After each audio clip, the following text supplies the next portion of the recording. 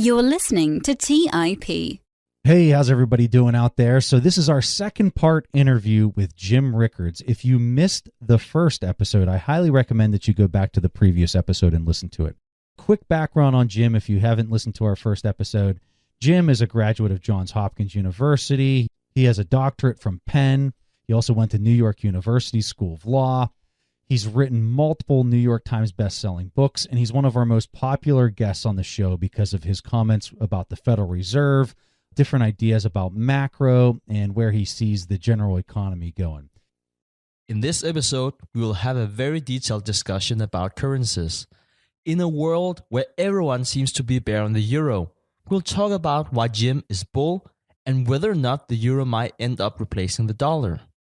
We'll also investigate if the world would be better off with a fixed exchange rate system, the way it used to be.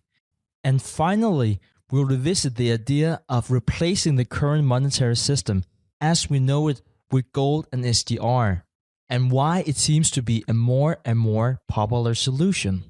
So, without further delay, we're going to jump right into this episode. So if you guys are ready to do this, let's go ahead and hop to it. You are listening to The Investors Podcast, where we study the financial markets and read the books that influence self-made billionaires the most. We keep you informed and prepared for the unexpected.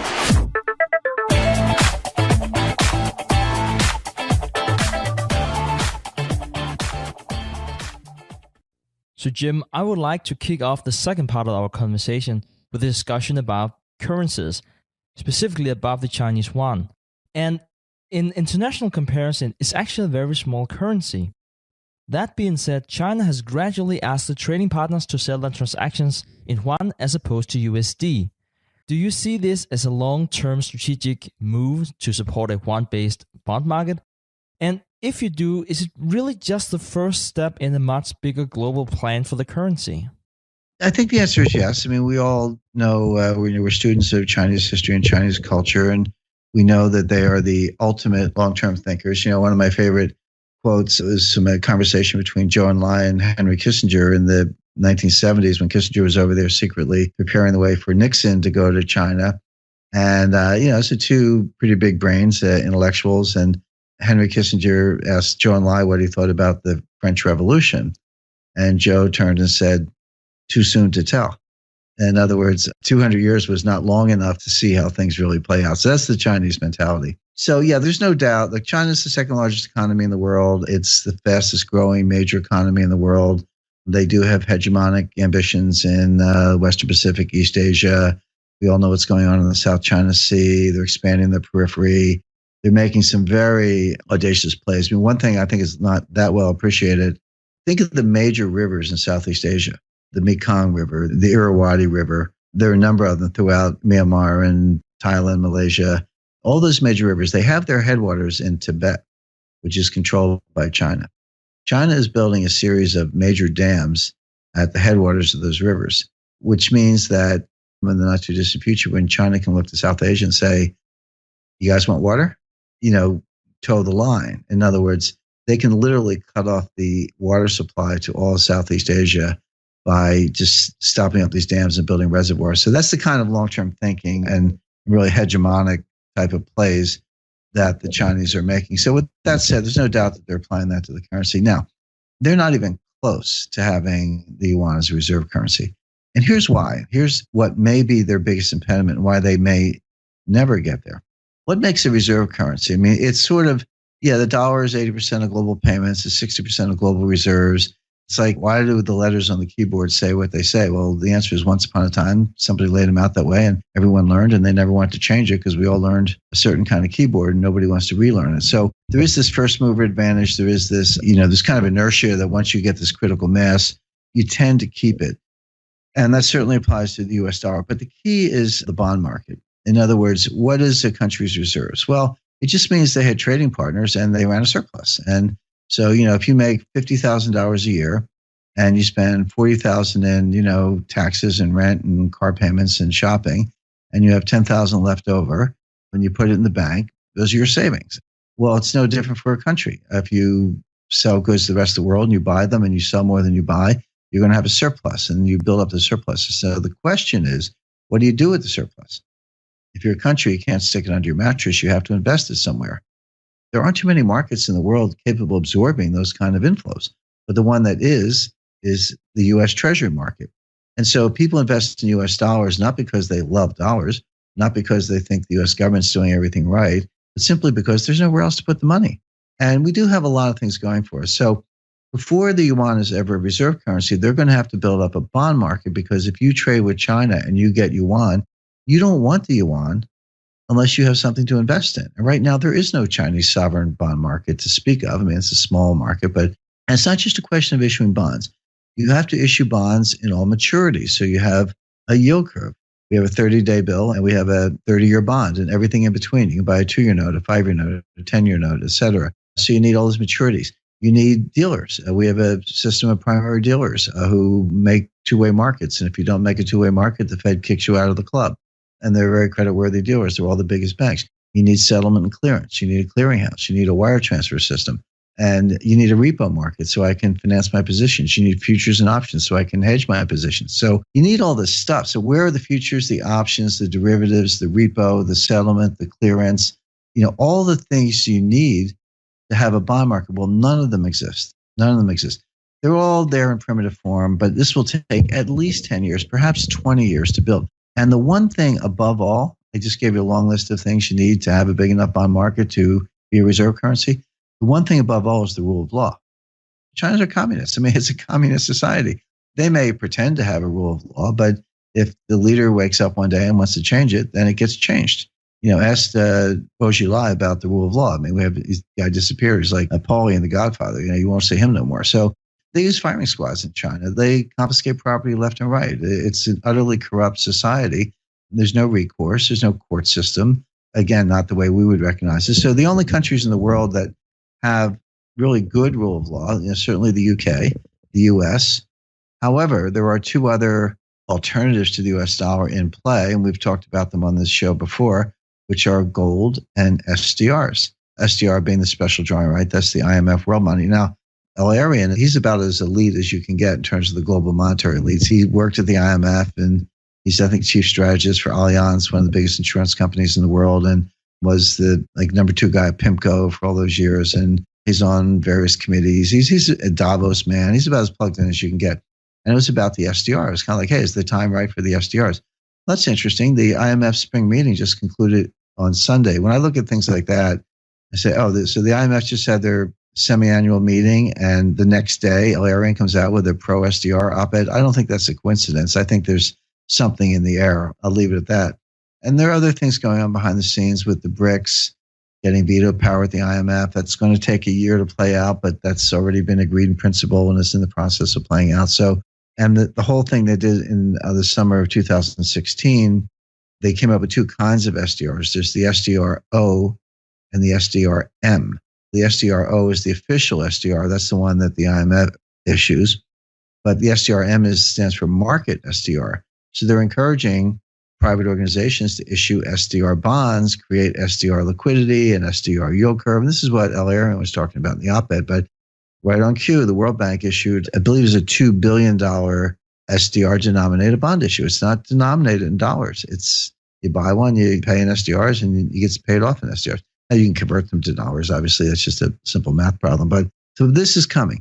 The gold thing, again, we've talked about that at length. So my favorite central banker, there aren't too many central bankers who understand central banking, but one of them is Elvira Nabiullina, who's the head of the Central Bank of Russia. She totally gets it. And it's kind of interesting, when the oil price collapsed in June 2014, that was pretty tough on Russia. And their reserve, but they had all this dollar-denominated debt for, Gazprom and Rosneft and all these guys, but they weren't getting the dollars in the door because of the oil price collapse. And then Obama throws the sanctions on because of Crimea and Eastern Ukraine, and that made it worse. So their reserve position drew down from, I'll use round numbers, from about $500 billion to $300 billion. And it was dropping precipitously. And you could almost say, here comes Russia again with another foreign exchange reserve crisis. But the point being, throughout that foreign exchange crisis, they never stopped buying gold. And they bought 25 tons in March.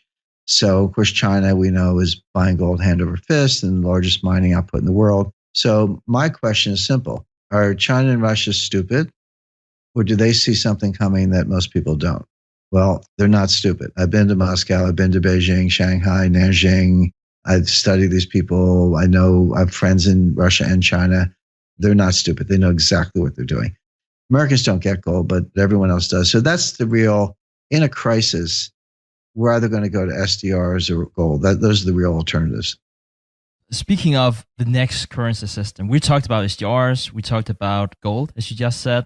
If we are looking at the current monetary system we have, where the dollar right now is the most important reserve currency, it might seem for a lot of people like it's really going to be hard to change because that is what most people remember that are alive today. I read this very interesting book not too long ago. It was written by you, Jim, The Death of Money. And one of the very interesting thing I found from that, and it really surprised me, was that you were talking about the possibility of having Germany or the euro led by Germany to be the most important reserve currency by 2025 because of a number of factors. Could you please elaborate on that, especially in time where it seems like the entire world is bear on the euro? Well, you're right that the entire world is bearish on the euro, except me and a couple other people. And one of the reasons I said why the euro, the yuan's not ready to be reserve currency. The Russian ruble's not ready to be reserve currency. SDRs and gold, those are more extreme solutions waiting in the wings in a panic. But let's just take the steady state and roll it out. So what's the real competitor to the dollar, if there is one? And the answer is the euro, because the euro actually has the conditions I described. Now, it has a rule of law. It has banks. It has dealers. It has clearance and settlement. It has futures and options. It has all those things I mentioned. One thing it doesn't have is a bond market, because the euro is a single currency with, I believe it's 19 members in the Eurozone. And of course, I think the listeners know that the Eurozone is not quite the same as the EU. There are countries in the EU that are not in the euro. So right now we're talking about just the countries in the euro, the Eurozone, who their currency is printed by the European Central Bank. There's a German bond market. There's an Italian bond market. There's a Spanish bond market. There's a Netherlands bond market. But there is no euro bond market. And when I say euro bonds, I'm talking about a euro-denominated bond guaranteed by the full faith and credit of the Eurozone. All those members and the ECB get together and they back this bond. That bond does not exist. And until it does, it will be difficult for the euro to even give the dollar a good run for its money as a global reserve currency, because of the reason we mentioned, which is you don't have the liquidity in the bond market.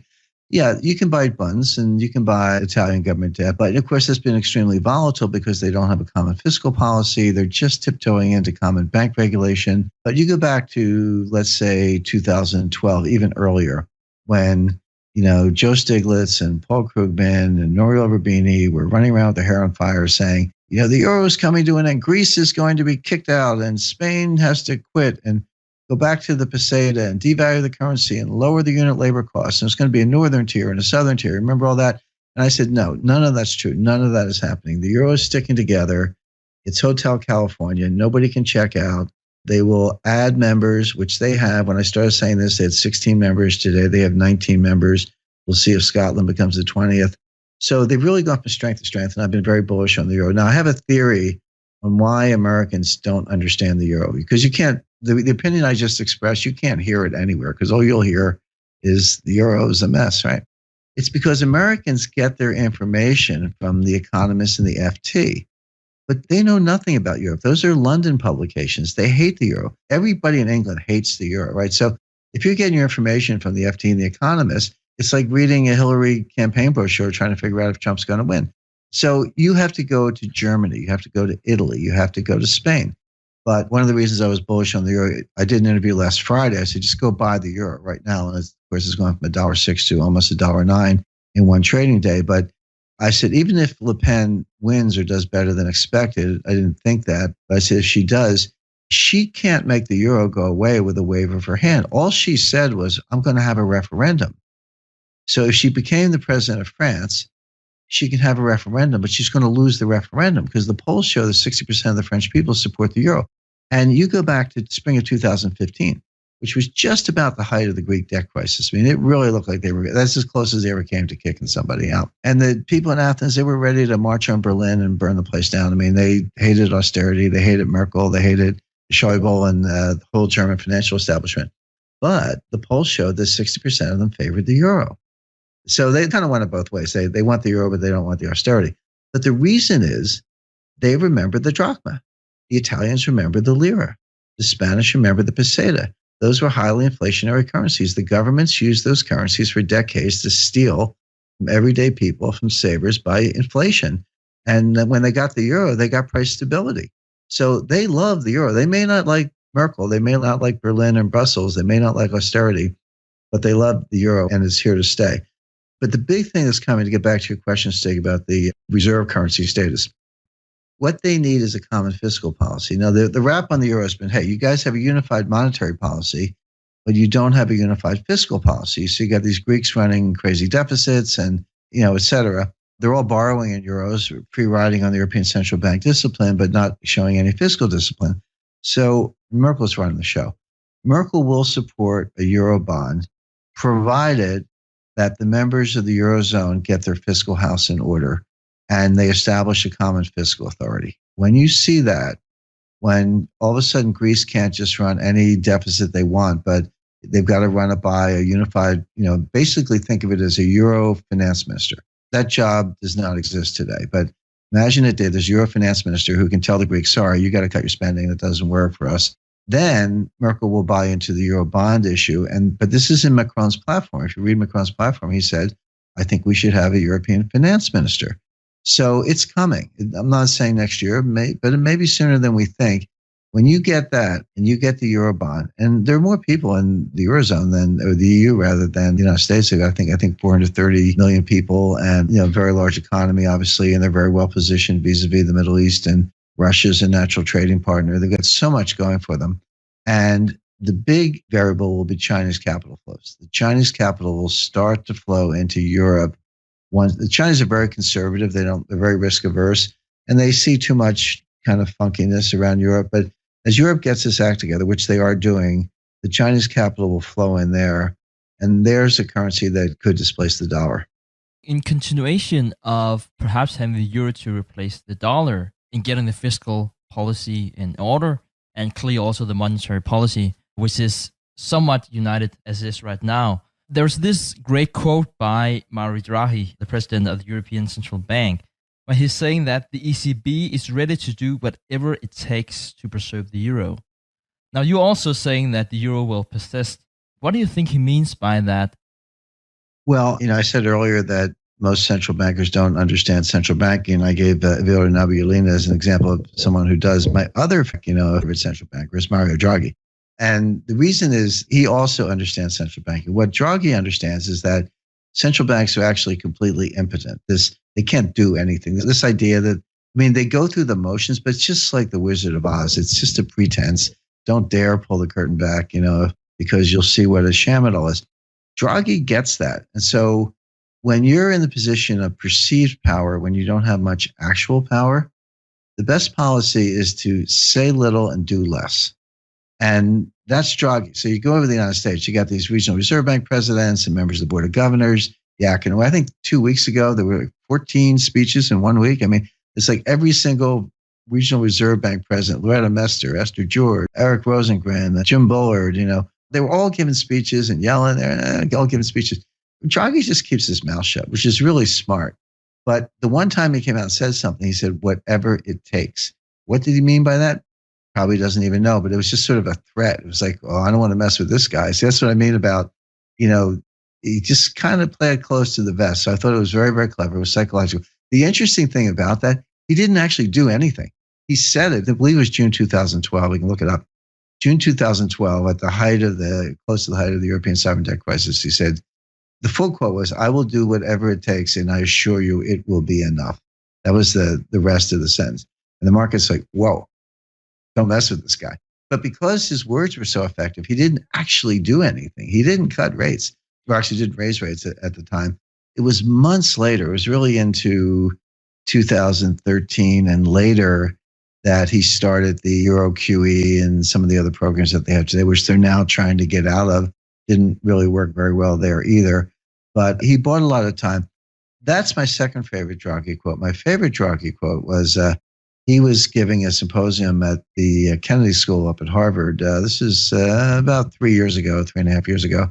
And Tekoa da Silva, who's a journalist specializing in gold, somehow got a ticket. And he lined up with the kids to ask a question. Because Draghi's there. He's like, yeah, take questions from the students. And there were no false pretenses, but I'm sure Draghi thought he was talking to a Harvard student, probably didn't realize he was talking to a gold journalist. And Tekoa asked him about gold. And he said a very interesting thing. There's a video of this. You can find it on YouTube. He said, well, before I was head of the ECB, I was head of the Bank of Italy. And Italy is one of the largest holders of gold in the world. They have over 2,000 tons, which is a lot for the size of Italy. And he says, when I was governor of the Bank of Italy, I never sold a single ounce of gold because I thought it was a good hedge against the dollar. I almost fell off my chair when I heard that. I was like, whoa, you're the central banker. You're the guys who want us to believe that gold is not a monetary asset, that has no role in the monetary system, that it's a barbarous relic or whatever. And yet, as the central bank, head of the Central Bank of Italy, you said you never sold your gold because you wanted to hedge the dollar. By the way, which is smart. I would do the same thing. But I was very surprised to hear him say that. So, Jim, I want to change gears just a bit, and I want to open up a real broad question for you. If we look at the narratives, everyone's got a narrative in the market. What is a narrative that you're hearing today in the second quarter of 2017 that you think is just dead wrong?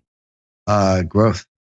I just think it's the opposite. But let me be specific about that. So Trump wins, and in the wee hours of November 9th, literally 2-3 o'clock in the morning, as it was becoming clear that Trump was going to be the next president, the stock market sold off. It was in Dow points, it was down 800 points. Gold was soaring.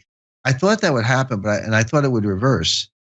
I didn't know it would reverse in 2 hours. I thought it might reverse in the course of 2 days. But it did reverse in a matter of hours. And by the morning of November 9th, the stock market was back to even. And by the close of the first day, it was up. And then it never looked back. It went up. Dow's up 3,000 points from round numbers from 18,000 to 21,000 since then. And the reason I thought it would go up after an initial dip was that, during the campaign, Trump's behavior was so vulgar and so off-putting to so many, and nobody thought he would win. And I think you guys know I was running around in the weeks before saying he would win. The great thing about doing interviews like this is you get to save the audio clips. And so if you make a good or bad, but if you make a forecast and you're right, you can always go back and say, yeah, there it is. But I was doing TV interviews saying Trump would win. But that was certainly unexpected. So the point is, market participants, because they couldn't get past Trump's demeanor and his behavior, they never looked at his policies. And then suddenly when he wins, it's like, oh, well, what are his policies? Oh, he wants to cut taxes, reduce regulation, $1 trillion of infrastructure spending. What's not to like? So all of a sudden, people are like, well, if you're going to cut taxes, then companies with domestic earnings, they're going to have higher earnings per share. So I got to bid up those stocks. And have infrastructure, I'll buy Caterpillar and John Deere. And if you're going to repeal Obamacare, I'll buy pharmaceuticals. And if you're going to repeal Dodd-Frank, I'll buy banks. And there was nothing not to like. I mean, every sector went up. But initially, gold in the bond market went down because, the Trump reflation trade and expectation of higher interest rates and all that. And I watched it. And so the Dow Jones goes up 1,000 points in November based on the Trump tax policy. Then it goes up 1,000 points in December based on the Trump tax policy. And then it goes up 1,000 points in January based on the Trump tax policy. And I thought to myself, you guys just went up 3 times on the same policy. I mean, he's not going to cut taxes 3 times. But going back to your question, Preston, about the narrative in November was Trump's going to cut taxes. Okay, I got it. December, well, they leaked out a few details. And look at this. Okay, up another 1,000 points. January, oh, it's going to be in the State of the Union address. Boom, another 1,000 points. And, it'll probably go up, as we speak, because they're going to announce some more details again. They still don't have a bill. I spent the first 10 years of my career as international tax counsel at Citibank. I got a graduate law degree in taxation. I know a little bit about the subject. The last time they did a big overhaul of the Internal Revenue Code was 1986. The time before that was 1954. And the time before that was 1939. In other words, these things happen every 30 or 40 years. They're really hard to do. And the idea of spending is that they're just going to bang through something is nonsense. But anyway, the stock market went up based on that and a few other things. But let's look at the reality. So first of all, the infrastructure bill is nowhere to be seen. The most recent is gone from $1 trillion to $400 billion. Most of that is not deficit spending. It's going to be public-private partnerships. And if you're going to use public bonds to finance it, you're going to have to pay the bonds, which means tolls. So, bridge tolls, tunnel tolls, airport user fees, et cetera. I'm not saying we don't need the infrastructure. I'm all for the infrastructure, but you're not getting it for free. And you got to put all those tolls on everybody. That's a kind of tax. That's a tax increase. The Congress has made it very clear that any tax cuts have to be revenue neutral. So if Trump wants to they came out today, they leaked that they're going to cut corporate tax from 35% to 15%. They want to cut the individual tax from 39% to 33%, roughly. That sounds good, but where are you going to get the money? I mean, you're going to have to raise where else? And whether it's the BAT, which I doubt, whether it's the VAT, the value-added tax, which I do believe is coming, or getting rid of the deduction on home mortgage interest, getting rid of the deduction for corporate interest expense, et cetera. There are a lot of ways to do it, but they all represent tax increases to somebody. So all you're really doing, you're cutting taxes on one group and you're raising taxes on another group and you're keeping it revenue neutral. Hard to see where the stimulus comes from. I'm not saying it's a bad idea. I mean, just to take that a step further, who benefits from a personal tax cut from 39% to 33%? Well, rich people. I mean, you got to be making, $300,000-$400,000 a year or more to get that tax benefit. If they slap on a value-added tax, who pays? The little guy. It's a sales tax. Value-added tax is a fancy name for a sales tax, right? So the income tax cut benefits the people with the lowest marginal propensity to consume. In other words, if you're that rich, you already got everything you want. The point being, you're not going to spend more, but the guy with the value-added tax, that's coming out of his pocket. He's got to spend a little less at, Wendy's or a little less at the gas station because he's paying more for whatever when he shops at Walmart. So your tax plan is A, revenue neutral, which means no stimulus, and B, regressive in the sense that you're rewarding the people who don't spend and you're hurting the people who do. So I don't see where the stimulus comes from that. So the infrastructure thing looks like a chimera, the unicorn. I mean, that's not happening. The tax bill might have, by the way, two other effects. One is, remember I said the stock market went up in November and December? Well, that's because they thought we'd get a tax bill in 2017.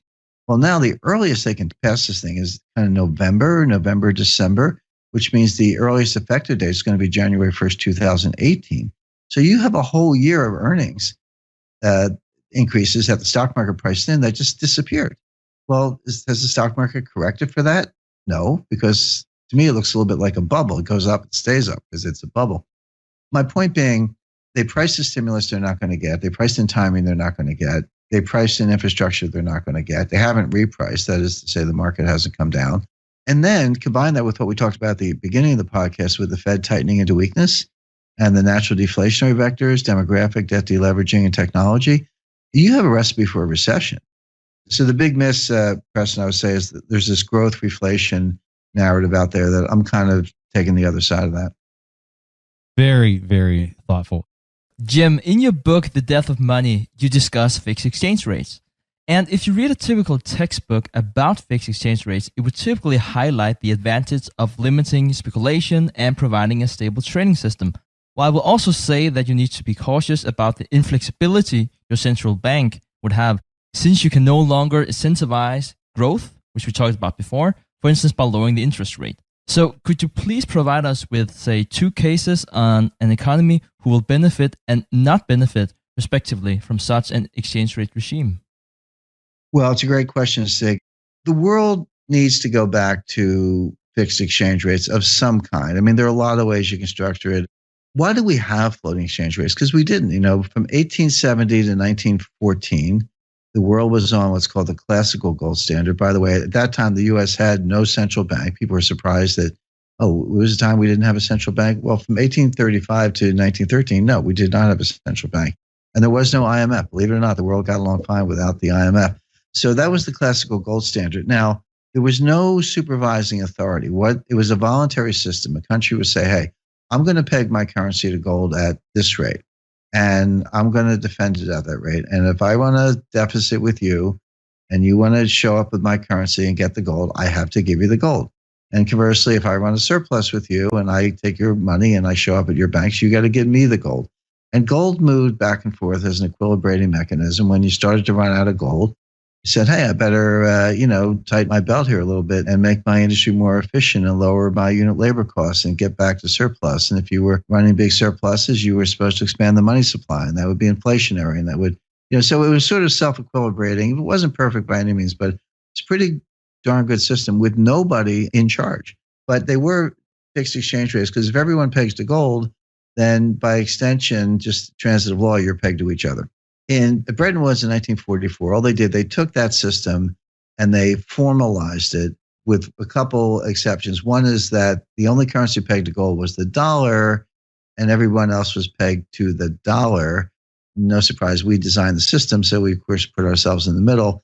Now, by extension, it's a fixed exchange rate system, but there was a little wiggle room. You could develop Friedman against the dollar if you got IMF approval and blah, blah, blah. It was a process, and it happened every now and then. But the one thing that couldn't happen was the U.S. dollar could not devalue against gold. And of course, that's exactly what happened in 1971. But what was the intellectual genesis of that? I mean, who was kind of whispering in Richard Nixon's ear in 1971, telling him that floating exchange rates were a good idea and fixed exchange rates were a bad idea?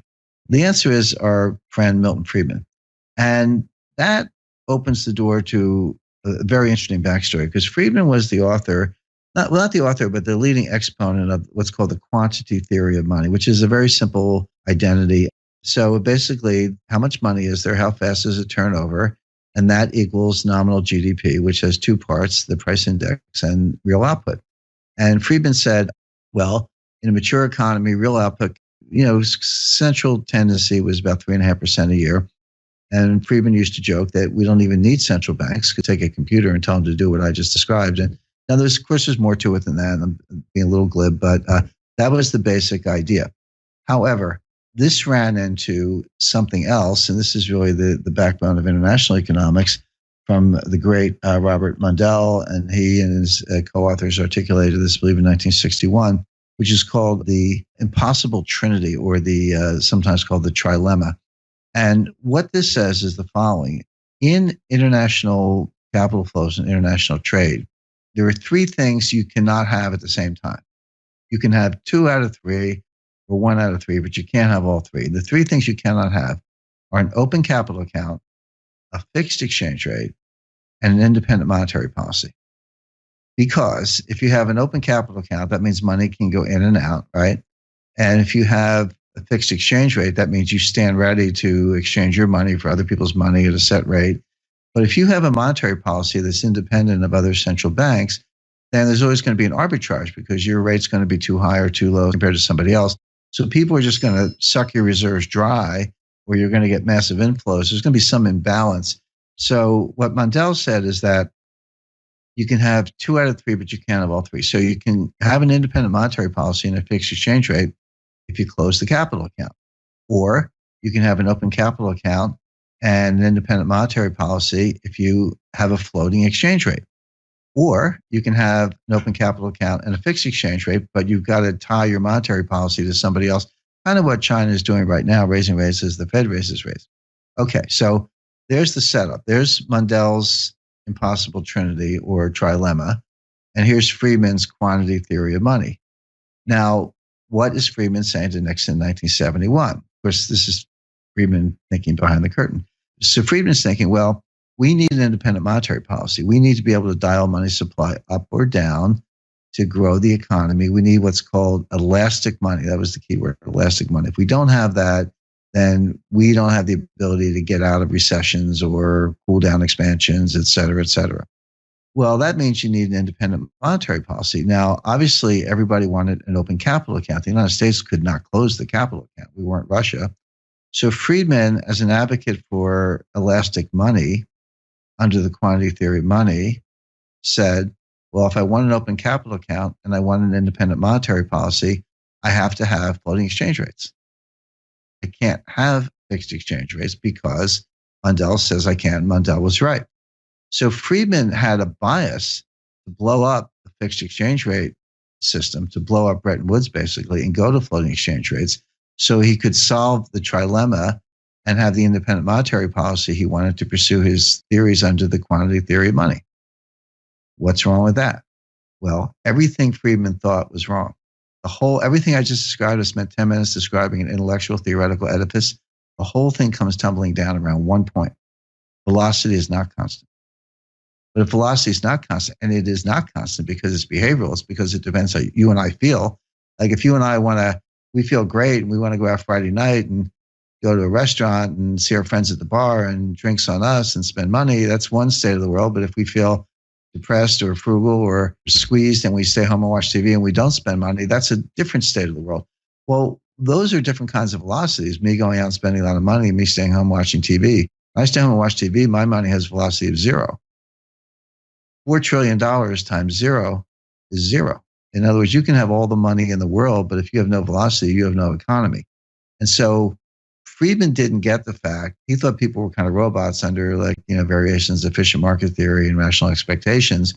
Friedman didn't quite get the fact that velocity was highly volatile based on psychological conditions. Because in fairness to Friedman, velocity empirically was constant from 1950 to 1980, which is a long time. And that was the main part of his working career.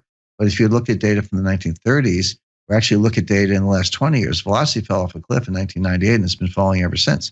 So the point being, once you say velocity is not constant, then the whole quantity theory of money goes out the window as a policy tool. Now, it's still interesting for thought experiments. I use it to help solve problems, but it's not going to guide you to policy. And therefore, if you don't need flexible money, then you can revisit the subject of fixed exchange rates. So to answer your question, Stig, you asked for examples. I would say there's no country that's better off with a floating exchange rate. The whole world will be better off with fixed exchange rates. We just have to bear the burdens and meet the responsibilities that come along with that. Because one thing Friedman did get right, he said there's no free lunch. In a way, Jim, isn't this what the whole cryptocurrency movement is trying to establish as far as fixing the monetary baseline so that it can't be manipulated in order to create this fixed medium of exchange? Is that what they're really trying to do with the movement? That's my opinion. It's part of it. I have a lot of reservations about Bitcoin. And look, I've read all the original papers and I've studied it closely and I understand blockchain. I've been down to Tampa with U.S. Special Operations Command working on methods for interdicting Bitcoin flows used by the Islamic State. So I'm not a technophobe. I'm not a Neanderthal when it comes to this, but I have some serious reservations about Bitcoin, one of which is that it's never been through a business cycle. Bitcoin was invented in 2009. We have not had a recession or a panic since then. So how will it behave in panic conditions? Maybe just fine, but maybe not. So that's one thing. But the other point I would make is that the idea that there's a maximum number of Bitcoins that can ever be produced and they get progressively harder and more expensive so that momentum slows down and you need more processing power and all that says so. I mean, that's the protocol, but the Bitcoin community of developers and miners can get together and change those rules. The same way Richard Nixon changed the rules on August 15th, 1971. So I'm not saying they will, I'm saying they could. So is it really any different than any other medium where you're relying on a fixed rule when it turns out your reliance is misplaced? So that's the second reservation I have. And then I have others.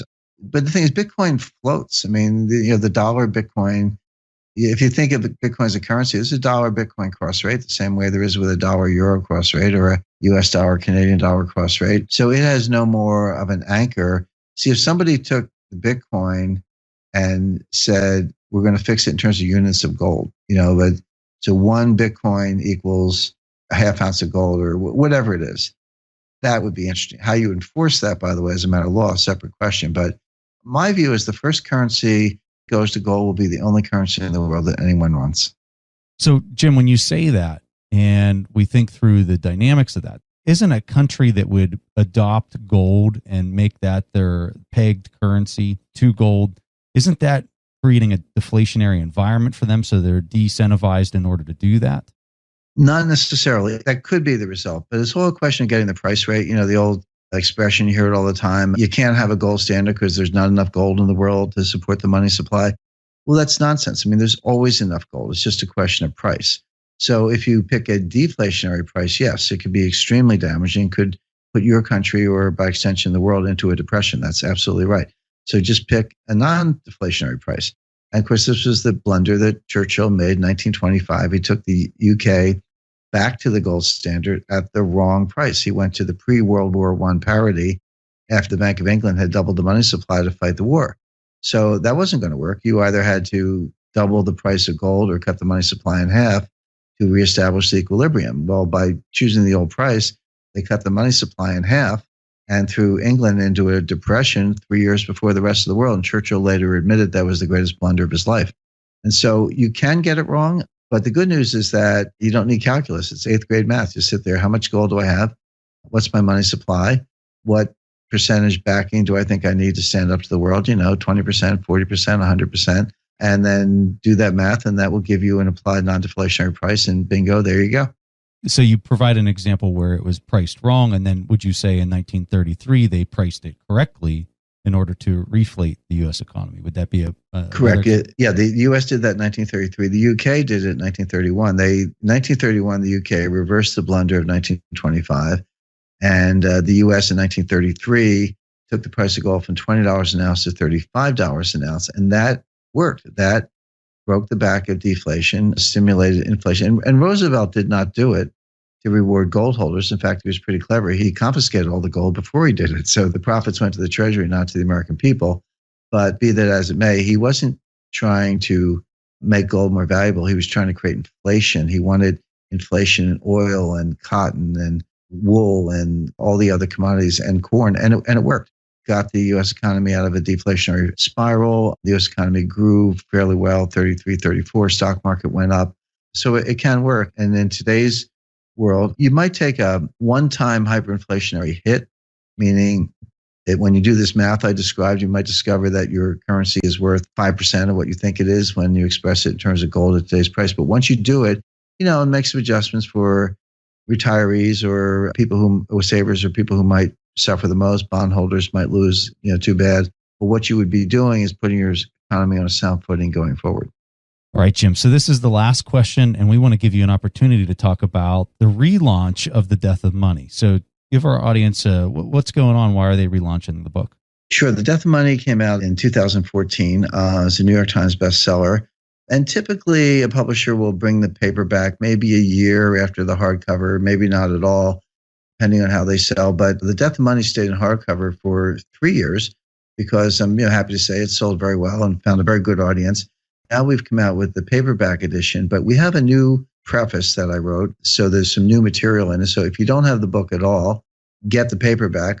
Even if you do have the hardcover, you might want to pick up the paperback for the new material. The new material specifically relates to insider trading in advance of 9/11, a subject I covered in chapter 1 of The Death of Money. I talked about Project Prophecy at the CIA, where I was a co-project manager, and we worked on market price signals to detect terrorist attacks with a lot of success.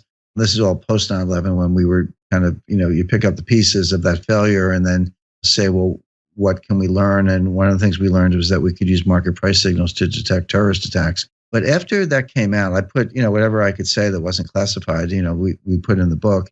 But people read it. And then people started calling me. They came forward. They had their own stories. Top Wall Street traders, people at primary dealers, people who saw things that they knew were insider trading. They weren't terrorists. They weren't crooks. They didn't do anything wrong. They didn't realize until after the attack, looking back on trades the day before the attack, there was no other explanation than the fact that somebody knew. And, candidly, people wanted to unburden themselves. One guy, one of the top guys on Wall Street, just told me his story in tears. I mean, he really just wanted to get it off his chest. So I put those stories in the book, not ones that I knew about at the time, but as I say, people came forward afterwards, and I've been able to include some of those stories in the new paperback edition. That sounds fascinating. So, Stig and I have both read the original print that came out and just loved this book. Every book that you've come out with, Jim, has just been phenomenal, and Stig and I have read all of them. So we can't encourage our audience enough. Get out there, read Jim's material. If you haven't noticed yet, Jim's brilliant. If you haven't noticed that by now after 2 episodes, and his writing is equally brilliant, and I guarantee you will really learn a lot going through his material. So, Jim, thank you for your time. Always a pleasure. We really hope to have you on the show again in the future. So thanks for taking time out of your busy night here. Thank you. All right, guys, that was all that Preston and I had for this week's episode of the Investors Podcast. We see each other again next week. Thanks for listening to TIP. To access the show notes, courses, or forums, go to theinvestorspodcast.com. To get your questions played on the show, go to asktheinvestors.com and win a free subscription to any of our courses on TIP Academy. This show is for entertainment purposes only. Before making investment decisions, consult a professional. This show is copyrighted by the TIP Network. Written permission must be granted before syndication or rebroadcasting. TIP.